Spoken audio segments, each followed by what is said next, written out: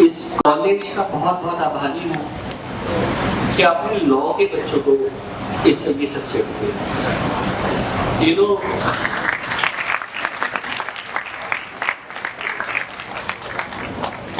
हर profession की अपनी अपनी ताकत होती है। आप जिस चीज की स्टडी कर रहे हैं इसकी ताकत की कोई सीमाएं नहीं है, असीम है। तो ये जो प्रोफेशन आपका है, लॉ जो बैकग्राउंड है, ये सोसाइटी को ट्रांसफॉर्म कर सकता है। और आपके कॉलेज में, आपके इंस्टीट्यूशन में ये इनिशिएटिव लिया कि आपको अभी से सोशली इंक्लाइंड बनाए। सोशली सिंपैथेटिक सब होते हैं, बट आपको सोशली एम्पैथेटिक बना देंगे। और आज ही से जब आपके अंदर ये सब चीजें आ जाएंगी, तो मैं इसलिए कहता हूँ कि लोग कहते हैं कि हमने इनिशिएटिव लिया। इनिशिएटिव कभी लिया नहीं जाता, इनिशिएटिव हमेशा दिया जाता है और ऊपर वाला आपको मौका देता है। बहुत सारे लोग अपने जेब में पैसा लेके घूमते हैं, लेकिन उनको इनिशिएटिव करने का मौका नहीं मिलता। तो इनिशिएटिव किसको मिले, कि कौन उस इनिशिएटिव को रन करेगा, ये भी चूज किया जाता है। और ये आप और हम नहीं चूज करते हैं, ये कोई तो ऐसी ईश्वरीय ताकत है जो आपको चूज करती है कि यस, मैंने आपको चुना है ये काम करने के लिए। क्योंकि मैं जहाँ से आया हूँ, my parents abandon me at the age of 2। मैं जब 2 साल का था तब मेरे माता पिता ने मुझे स्लम में छोड़ दिया, और जब मुझे छोड़ा था तो मेरी 3 दिन की नन्ही बहन मेरी गोद में थी। तो मुझे नहीं पता कि उसको एक बार भी माँ का दूध मिला है या नहीं मिला। मुझे तो शायद 2 साल तक मिला हो। At the age of 8 I started working as a child laborer। तो दिल्ली के स्लम्स में गुब्बारे बेचना क्या होता है, या स्लम में ये जो बस्ती पठनशालाएं क्या चलती हैं, एज ए बेनिफिशियरी मैंने एक्सपीरियंस किया है। तो उन बच्चों के साथ कौन कौन सी अब्यूज होती हैं, उन बच्चों के साथ कौन कौन सी ऐसी घटनाएं होती हैं, वो जो गिवर है ना, उससे कम से कम 500 गुना ज्यादा अच्छा मैं डीपली एक्सपीरियंस कर चुका हूँ। क्योंकि वो वल्नरेबिलिटी जो आज से 30 साल पहले थी वो कम नहीं हुई, वो आज भी उतनी ही है। स्लम के जो हालात हैं, अगर हम ये सोचें कि स्लम के हालात चेंज हो गए हैं, तो वो सिर्फ इतने चेंज हो गए हैं कि आज स्लम में टीवी और एसी आ गए हैं और हर घर में मोबाइल आ गया है। बस ये चीजें हमारे टाइम पे नहीं हुआ करती थी, बाकी सारे हालात वही हैं। हस्बैंड दारू पी करके रोज बीवी को मारेंगे ही मारेंगे, ये तब भी था और आज भी है। बच्चे गंदे रहेंगे, कूड़े में से उठा के खा लेंगे और बीमार नहीं होंगे, ये तब भी था और आज भी है। और कूड़े में से खाने के बाद भी वो बीमार नहीं पड़ेंगे, क्योंकि उनका इम्यून सिस्टम इतना हाई है कि बीमारी तो हो जाएगी लेकिन सिम्टम नहीं आएगा। तो वो हालात तब भी थे और आज भी है। और वो स्कूल क्यों नहीं जाते हैं, उनके जो कॉमन हालात हैं, इस पर मैं विस्तृत चर्चा कर सकता हूँ, क्योंकि बहुत कुछ है बोलने को। बट ये जो इश्यूज हैं, these are the most pressing issues. और आपका कॉलेज इन इश्यूज को प्रैक्टिकल मैनर में सॉल्व करने की कोशिश करा। It is not about that you are giving a platform to the students to design a programme and implement in the local area. It is the real change that someone is thinking. एक छोटा सा बीज होता है जो पेड़ बनता है, और उस पेड़ पे हजारों फल लगते हैं और वो लाखों पेड़ बनाते हैं। So this is what that I must congratulate to this institution to taking this big initiative, कि जहां पर हम बच्चों को किताबों से बाहर लाकर उनको रियल सोसाइटी क्या है, रियल ग्रासरूट क्या है, वो हम एक्सपीरियंस करा रहे हैं। क्योंकि मेरा एकेडमिया बहुत स्ट्रॉन्ग नहीं था। 10th was my last class। 10th के बाद मैं स्कूल नहीं गया, बट उसके बाद मैंने ओपन से स्कूलिंग की, मैंने फिर मास्टर्स भी की, मैंने ग्रेजुएशन भी की, मैंने लॉ भी की।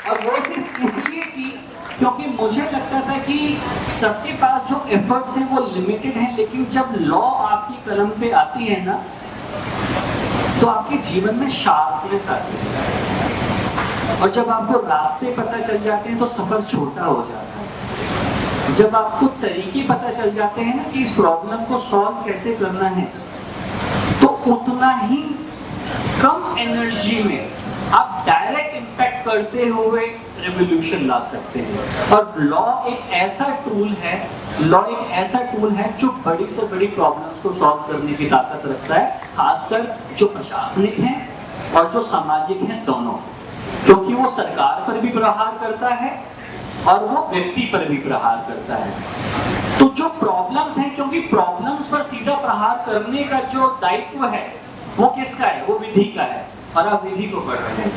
तो this is very very important thing कि अगर आप अभी से इस चीज को समझ लेंगे, and I really like the way that last girl has taken in this last initiative that PIL। मैं आपके कॉलेज में ये बात कर रहा था कि हमें प्रैक्टिकली ऐसे इश्यूज लाने चाहिए या ऐसे इश्यूज पर सोचना चाहिए, ब्रेनस्टॉर्मिंग करना चाहिए, जिसको लेकर के हम PIL डिजाइन कर सके। फाइल की मैं अभी बात नहीं करूंगा आपसे, PIL फाइल करना इज अ बिगर इशू, क्योंकि मैं अभी बोल दूंगा तो आधे बच्चे लग भी जाएंगे। नो, बट PIL डिजाइन करना, PIL को समझना कि PIL की ताकत क्या है। हाँ, जब आप कॉन्स्टिट्यूशनल बेंच में जाते हैं तो आप एक्ट चेंज करा सकते हैं without intervening to the parliament. तो इतने प्रोविजंस आपको कानून ने दिए हुए हैं, और वो सारी चीजें जो हैं वो सस्टेनेबल हैं। जब डेवलपमेंट सेक्टर काम करता है और सोशल सेक्टर काम करता है, मैं दोनों सेक्टर को अलग लेता हूँ। सोशल सेक्टर वो है जो जमीन पे काम करता है, जमीन के लोगों के लिए और जमीनी तरीके से, और डेवलपमेंट सेक्टर वो काम करता है जो जमीन को देखते हुए काम करता है, लेकिन पेपर पे। तो action should be more inclined towards benefiting the beneficiary। आज कल्चर क्या है कि इम्पैक्ट को रिकॉर्ड करिए। It is good to record the impact, but अगर किसी बेनिफिशियरी के बेनिफिट के लिए अगर 100 रुपया आ रहा है तो कम से कम 80 रुपया उसके डायरेक्ट बेनिफिट दीजिए और 20 रुपए का इम्पैक्ट रिपोर्ट करिए ना। बट आज की डेट में 80 रुपए की रिपोर्ट होनी चाहिए, क्योंकि रिपोर्ट सुंदर होनी चाहिए, डॉक्यूमेंट में अच्छे इन्फोग्राफिक्स होने चाहिए, भले ही उस बेनिफिशियरी की जिंदगी में कोई परिवर्तन आया हो या ना आया हो, बट वो बेनिफिशियरी को दिया गया इम्पैक्ट रिकॉर्ड अच्छे से हुआ है या नहीं हुआ है, वो ज्यादा इंपॉर्टेंट है। So this is where your skill can play a vital role, जहां पर आप पॉलिसीज को इन्फ्लुएंस कर पाएंगे।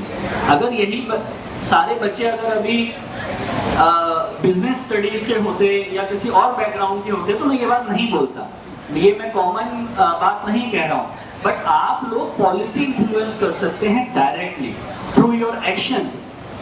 क्योंकि ये जो ड्राफ्टिंग है, जब थिंक टैंक्स बैठते हैं तो थिंक टैंक्स किस चीज से स्टडी करते हैं? वो स्टडी करते हैं कि सोसाइटी में क्या हो रहा है। तो सोसाइटी में क्या हो रहा है ये सबसे ज्यादा किन लोगों को पता चलता है? डॉक्टर्स को पता चलता है, नाई को पता चलता है। सॉरी मैं नाई को इन्वॉल्व कर रहा हूँ, बट वो बहुत बड़ा सोर्स है कि सोसाइटी में क्या हो रहा है। चाय वाले को पता चलता है कि सोसाइटी में क्या हो रहा है। उसी तरीके से जब लोग, पुलिस वालों को पता चलता है क्योंकि उनकी ड्यूटी है, बट उन सबसे त्रस्त होकर के लोग कहाँ आते हैं? वो आप लोगों के पास आएंगे, एक ऐसी उम्मीद में आपके पास आएंगे जहां पर उनको लगेगा कि आप उनकी जिंदगी बदल देंगे, और उनकी जिंदगी बदल क्या देंगे? उनकी समस्याएं खत्म कर देंगे।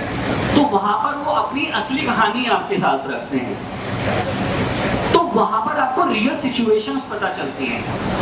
I must appreciate that boy that has taken initiative कि आदमियों को क्या प्रॉब्लम है। बहुत जेन्युइन इशू है, क्योंकि आदमियों को भी ये प्रॉब्लम है कि 498A के झूठे मामले हो रहे हैं, और इतने ज्यादा हो रहे हैं। वो बिल्कुल सही बात है कि लड़के सुसाइड कर रहे हैं, इसमें कोई जरा सी भी झूठी बात नहीं है, ये हो रहा है। बट जब हम एज ए सोसाइटी होल जब हम बात करते हैं तो हमें एक इक्विटेबल सोसाइटी चाहिए, एक इक्विटी चाहिए जहां पर बैलेंस हो, हाँ, जहां पर चीजें इस तरीके की हों। अब जब इन्होंने लड़कों के लिए बात करी थी, मैंने उस वक्त फेमिनिस्ट मूवमेंट की बात करी थी कि जब हमारे पास जेंडर इक्वालिटी जैसा बेहतरीन वर्ड है तो हमें फेमिनिज्म क्यों चाहिए? और फेमिनिज्म मिसगाइडेड होता हुआ सूडो फेमिनिज्म की तरफ चला गया है, जहां पर लड़कियां अब ये बात करने लग गई हैं कि नहीं, आदमियों को दबाओ और ऊपर उठो, जबकि फेमिनिज्म ये नहीं कहता है। Feminism is just an equal definition of gender equality.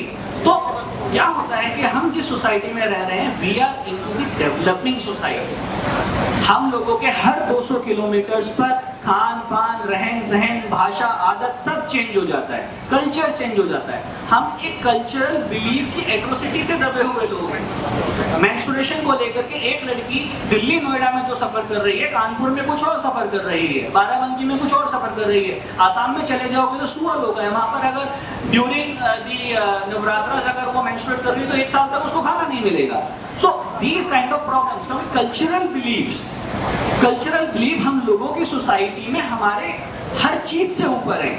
आप एक व्यक्ति को खाना मत दीजिए, बट उससे बोलिए कि तेरे को 9 दिन व्रत रख करके वैष्णो देवी जाना है, वो जाएगा। क्योंकि कल्चरल बिलीफ पेट से भी ऊपर है, मन से भी ऊपर है, वो खून के अंदर है। आदमी रोटी के लिए काम करता है, लेकिन कल्चरल बिलीफ के लिए वो मरने को तैयार हो जाएगा, अपनी ट्रेडिशनल बिलीफ्स के लिए वो मरने को तैयार हो जाएगा।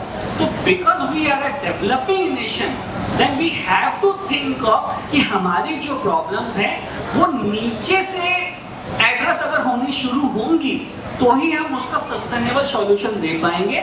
And sustainability is not just कि सिर्फ सस्टेनेबिलिटी पे बात करनी है, सस्टेनेबिलिटी के बाद हमें उसकी रिलायबिलिटी पे भी बात करनी है, रिलायबिलिटी के बाद हमें उसकी रेप्लिकेबिलिटी पे भी बात करनी है। खाली इतना नहीं है कि डेवलपमेंट सेक्टर ने बोल दिया कि that your programme should be sustainable, no, ये आधी अधूरी यात्रा है।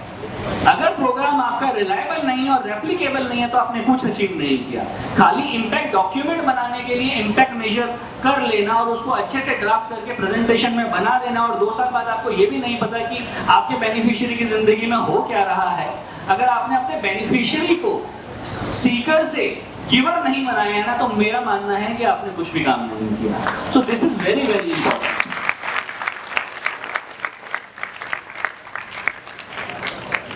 The best part of this program, which I really like, is brainstorming. ये एक ऐसी चीज रही जो आपने आउट ऑफ द बॉक्स आकर के सोची, और उसमें भी जो सबसे बढ़िया खूबी वाली बात थी वो मुझे 3 प्रेजेंटेशंस में नजर आई जहां पर लॉ कंपोनेंट मौजूद था। तो आपने अपनी जमीन को भी नहीं छोड़ा, आपने अपने प्रोफेशन को भी नहीं छोड़ा, और आपने सॉल्यूशन भी देने की कोशिश की, which will create the larger impact, which will definitely create the larger, not just limited to your profession। आप अपने, जैसे उन्होंने आहार नाम दिया, उसने बस्ती की पाठशाला नाम दिया, आपने जो भी अपने ये इनिशिएटिव्स को नाम दिए हैं, इनको अपना ग्रंथ बना लीजिए, अपनी जिंदगी का मिशन बना लीजिए। एक मिशन व्यक्ति की जिंदगी में जरूर होना चाहिए और आप उस पर काम करिए, आज से काम करें। आज हो सकता है आपको उसमें सफलता नहीं मिलेगी। जब मैंने लाडली फाउंडेशन शुरू किया था 2012 में, मुझे नहीं पता था कि मैं एक इंटरनेशनल ऑर्गेनाइजेशन बन जाऊंगा। मुझे नहीं पता था कि लाडली जो है वो यूएस में भी पब्लिक चैरिटी का स्टेटस मिल जाएगा और अफ्रीका में भी लाडली फाउंडेशन खुल जाएगी और मैं 3 लाख बेनिफिशियरीज को इम्पैक्ट कर दूंगा। हमने नहीं सोचा था ये सब, बट ये होता चला।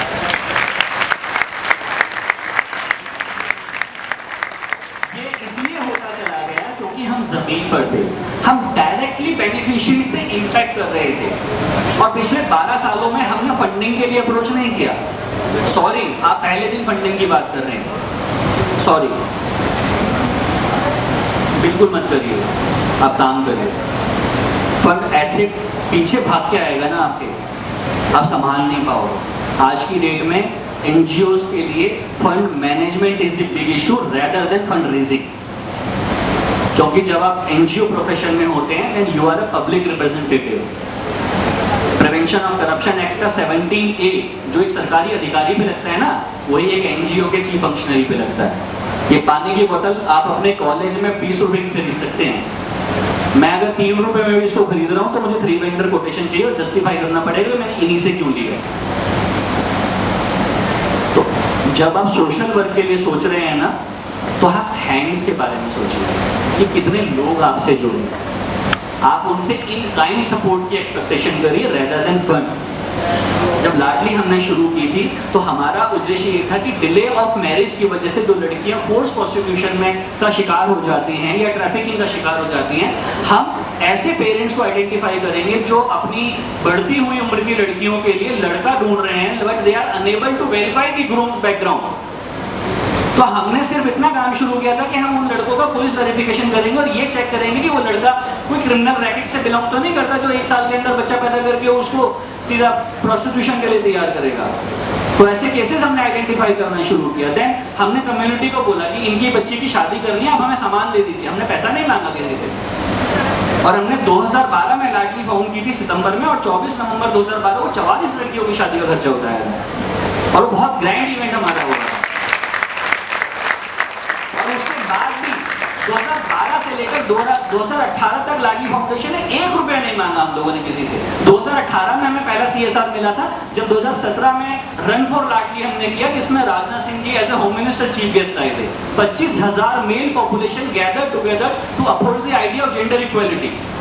उसके बाद हम कॉर्पोरेट्स की नजर में अपने आप आ गए थे, और वो दिन और आज का दिन है हम मिलियंस में हैं। हम संभाल नहीं पाते हैं अपने, हमारे पास जब ग्रांट्स आ रही होती हैं तो हम संभाल नहीं पाते हैं, क्योंकि हमारा अकाउंट डिपार्टमेंट इनसफिशिएंट है इतने, क्योंकि हमारे को जो एडमिनिस्ट्रेटिव कॉस्ट मिलती है वो 5 से 7% मिलती है। उस 5 से 7% की एडमिनिस्ट्रेटिव कॉस्ट में हमें इम्पैक्ट डॉक्यूमेंट भी मैनेज करना है, इम्पैक्ट वीडियो भी बनानी है, उसके अकाउंट मैनेजमेंट भी करना है, ऑडिट भी कराना है, हमसे नहीं हो पाता है। तो इसलिए हम लोगों ने फंड लेना कम कर दिया। हम लोगों को नहीं चाहिए, हमसे काम करवा लीजिए। What we are seeking now, we are seeking volunteers, क्योंकि every transaction has a administrative cost. Grant लाना बहुत आसान है। आप जब एक सक्सेसफुल एनजीओ हो जाएंगे, आप में से जो भी लोग ये सोशल एंटरप्रेन्योरशिप मॉडल को लेकर के चल रहे हैं, जब आप सक्सेसफुल हो जाएंगे, आप देखिएगा पैसा पीछे भागेगा, क्योंकि पैसा डेवलपमेंट सेक्टर से आता है और उसके बहुत सारे रूट्स हैं, बट उसकी management is a difficult task. क्योंकि जब कोई आप एनजीओ बनाते हैं, आप कोई स्टार्टअप शुरू करते हैं, तो आपको स्टार्टिंग से ही डीपीआईटी का रेगुलेशन मिल जाएंगी, एग्जम्पशन मिल जाएंगी टेंडर में, हाँ, आपको टैक्स एग्जम्पशन मिल जाएंगी, सब कुछ मिल जाएगा। बट जब आप कोई सोशल स्टार्टअप शुरू करेंगे तो आपको 3 साल अपनी जेब से लगाना होगा, और उसके बाद ATG 12 लेने के लिए भी बाबू को आपको पैसे देने पड़ेंगे, फिर आप फ्रस्ट्रेटेड होंगे। तो rather than thinking for the seed funding, think about making your cause big by involving the larger number of the population. अगर आपका आइडिया में दम है, आपके स्ट्रेटजीज में दम है, तो अपने कॉलेज से लोग जोड़िए ना। आप अपने कॉलेज के अलावा दूसरे कॉलेजेस से लोग जोड़िए। रॉबिन हुड आर्मी कितना बढ़िया एग्जांपल है इस बात का। आप देखिए उस लड़के ने क्या किया, उसने नहीं मांगा किसी से पैसा, और उसने आज देखिए मिलियंस की फौज तैयार कर दी। So these are the things which need to be catered practically. सबको अच्छा लगता है जब हम बड़ी एनजीओज को देखते हैं काम करते हुए, और बाहर से बहुत अच्छा लगता है, क्योंकि एनजीओज में कॉर्पोरेट कल्चर आ गया है। बहुत अच्छी सैलरीज भी हैं आज की डेट में एनजीओज में, बहुत सारे अच्छे अवसर भी हैं, तो वो सब काम आप करिएगा। बट एक प्रैक्टिकल नॉलेज, एक प्रैक्टिकल एक्सपीरियंस आप जरूर लीजिए, क्योंकि वो आपको आपकी सस्टेनेबिलिटी को, उसकी रिलायबिलिटी को और उसकी रेप्लिकेबिलिटी को इंश्योर करेगा आज से ही। और 10 जगह मत भागिए। सॉरी, मैंने उस गुड़िया को ये बोला कि भाई आप ड्रेनेज, क्योंकि मुझे अभी से लग रहा है ना कि अगर वो ड्रेनेज के बारे में अगर अभी से सोचेगी तो वो अपने बच्चों की पढ़ाई में भी ध्यान नहीं दे पाएगी। तो first issue should be the education of these children, health and hygiene. क्योंकि ड्रेनेज तो आप किसी MLA के पास भी जब जाएंगे तो वो आपको 10 चक्कर कटा देगा, जबकि वो तो सरकारी फंड लेकर के बैठा हुआ है, और विदाउट सरकारी इन्वॉल्वमेंट के आप ड्रेनेज करा ही नहीं सकते। तो जो इंफ्रास्ट्रक्चरल प्रोजेक्ट्स हैं, जो इस तरीके के इंटरवेंशंस हैं जहां पर कि government permission and government fund is mandatory, where you have to strengthen your cause first. आपको अपने कॉज को इतना इम्पैक्टफुल बनाना पड़ेगा कि गवर्नमेंट आपके पास चल करके आए और बोले कि हमें आपकी जरूरत है, चलिए हम मिलकर के काम करते हैं। और ऐसा होगा, ऐसा हो रहा है। राजस्थान में हमने 2 लाख से ज्यादा लोगों को वैक्सीनेट किया है, और गवर्नमेंट के साथ मिलकर किया है। हमने प्रिजनर्स को वैक्सीनेट किया वहां पर। 3rd फेज में सब लोग वैक्सीनेशन एक्सपायरी की स्टेज पर आ गया था। हमें पता चला कि चूरू के जेल में जो कैदी बंद है वो कोई भी वैक्सीनेटेड नहीं है। अरे भैया, वो कन्विक्टेड भी होगा लेकिन उसको जीने का अधिकार तो है ना, बट उनको वैक्सीनेट नहीं किया था। और किसने नहीं किया? सरकार ने नहीं किया था, क्योंकि सरकार की नजर में ही नहीं आया, सोचा ही नहीं। तो आपको सोचना हो, आप जितना ज़्यादा सोचेंगे और वो सोच आप तब पाएंगे जितना ज़्यादा फील्ड पर रहेंगे, जितना ज़्यादा आप उनकी प्रॉब्लम्स को अनुभूत करेंगे, आप जाकर के अनुभव करेंगे। सिर्फ पढ़ने से नहीं होगा। हम सोचें कि हमने मैगजीन में पढ़ लिया है या हमने इंटरनेट पे पढ़ लिया कि लाडली फाउंडेशन क्या काम कर रही है, no, it is not enough. Ladli कोई ज़्यादा बड़ा काम नहीं कर रही है, जो कर रही है वो भी खुद नहीं कर रही है, हो रहा है। We are the largest force of volunteers. We are the volunteering driven organization. तो लाडली में देवेंद्र गुप्ता नहीं रन कर रहा है, लाडली चल रही है, कोई तो इसे चला रहा है। That is the volunteering force. वो आपको हमारे वो सारे वॉलंटियर्स हैं जो हमेशा नए आइडियाज़ के साथ फील्ड पर मौजूद रहते हैं और उनको इम्प्लीमेंट करते हैं।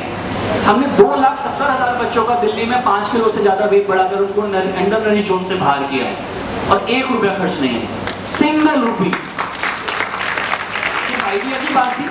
आप सोशल इनोवेशन की बात करते हैं, 18 लाख बच्चों का हमने हाइट और वेट मेजर किया, उसको रिपोर्ट को हमने WHO भेजा कि भाई इनका हमें असेसमेंट कराना है। उन्होंने BSZ एंथ्रो प्लस से BSZ स्कोर निकाल दिया।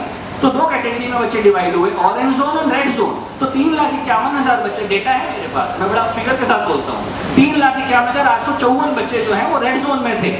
हमने कुछ नहीं किया, 1 साल तक 1,000 जो गवर्नमेंट स्कूल थे उनके होम साइंस के टीचर्स को सोशल इंटर्नशिप कोऑर्डिनेटर बना दिया और मिनी स्नैक्स ब्रेक्स का इंचार्ज बना दिया और बोला कि आप ये जो आइडेंटिफाइड बच्चे हैं इनके बच्चे के पेरेंट्स को बुलाएंगे हर महीने और उनसे सिर्फ इतना रिक्वेस्ट करेंगे कि आप जो 5 रुपये बच्चे को देते हो या 10 रुपये देते हो, सिर्फ ये मॉनिटर करोगे कि चिप्स खा रहे हैं, चॉकलेट खा रहे हैं या क्या खा रहे हैं, और जो वो खा रहे हैं उसके विपरीत कोई प्रोटीन का आइटम खाने के लिए प्रेरित करेंगे। चना खिला दो, मूंगफली खिला दो, कुछ भी ऐसा खिला दो।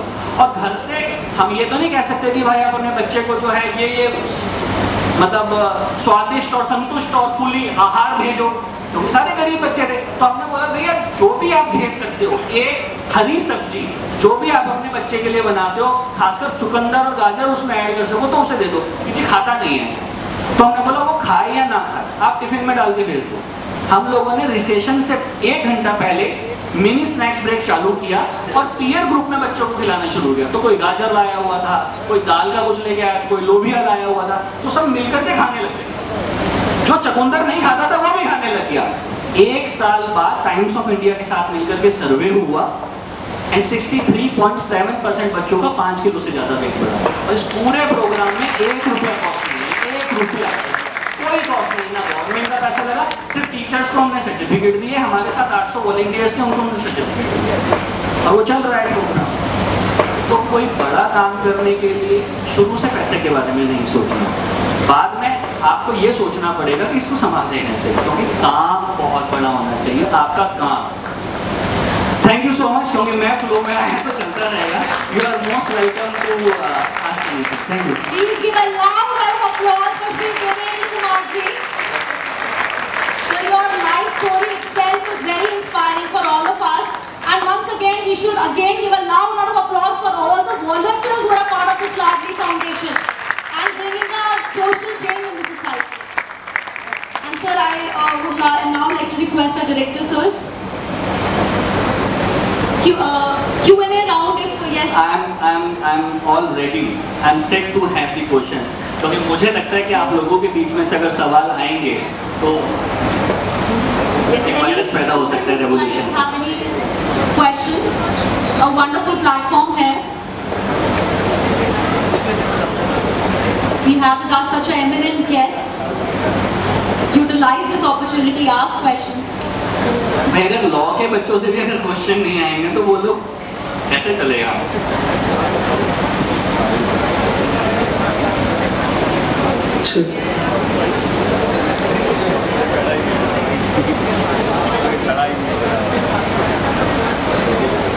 Don't hesitate. Please come up with the questions. Yeah, please.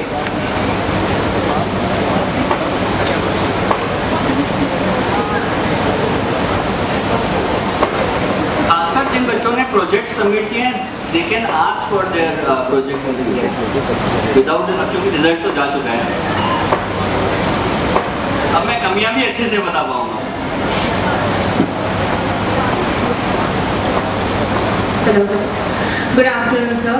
Sir, I would like to ask you, how do you manage to make such an impactful change in the world with मतलब काम करता हूँ।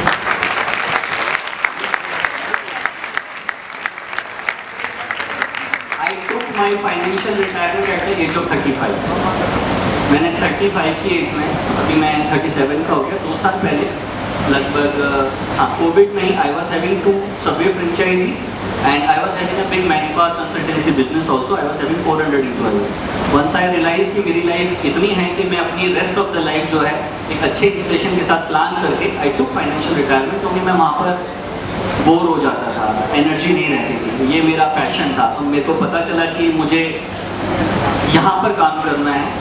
तो उसके बाद से जब से छोड़ा मैंने वहाँ से, तो I am more into and this passion drives me to do all this things, क्योंकि आइडियाज़ आपको बिना पैशन के नहीं इतने अच्छे से सीख कर सकते। Thank you sir. Ladli is an open platform for the volunteers. हम लोगों के यहाँ पर कोई आज तक एनरोलमेंट प्रोसेस नहीं है।